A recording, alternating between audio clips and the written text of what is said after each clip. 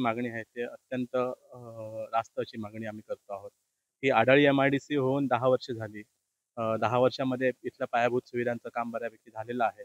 उद्योजकांना 2 वर्षापासून प्लॉट द्यायला सुरुवात झालेली आहे. काही उद्योजकांनी या ठिकाणी 2 वर्षापूर्वी पैसे भरून प्लॉट घेतलेले आहेत. कोट्यवधी रुपयाची गुंतवणूक आज उद्योजकांनी केलेली आहे.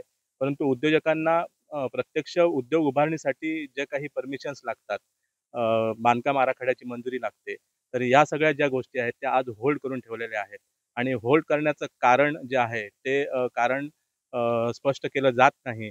त्याला किती वेळ लागेल हे सांगितलं जात नाही आणि त्याच्यामुळे आज उद्योजक आर्थिक अडचणी झालेले आहेत आणि त्याच्यामुळे आज बऱ्यापैकी लोकं उद्योजक या ठिकाणी येण्यासाठी उत्सुक असतानाच देखील नकारात्मकता एक आढाळी एम-आय-डी-सी बद्दल होते की काय अशा प्रकारची भीती आम्हा सर्व स्थानिकांमध्ये आहे आणि तसं जर झालं तर त्याचा निश्चित दुष्परिणाम हा दोडामार्ग तालुका असेल किंवा सिंधुदुर्ग जिल्ह्याच्या औद्योगिक विकासाला बसणार आहे आणि हे टाळावं आणि या उद्योजकांना ज्या काही परमिशनची आवश्यकता आहे ते तात्काळ देण्यात यावा. जे उद्योजक इथे प्लॉट घेऊ इच्छितात त्यांच्यासाठी तात्काळ पुन्हा पोर्टल सुरू करण्यात यावं आणि या सगळी प्रक्रिया आहे जी रद्द केलेली प्रक्रिया ती पुन्हा सुरू करण्यात यावी एवढी आमची रास्त मागणी आहे आणि त्यासाठी इथले लोकप्रतिनिधी असतील, प्रशासन असतील, आम्ही सर्वजण कायम सकारात्मक या प्रकल्पाकडे सहकार्य केलेलं आहे.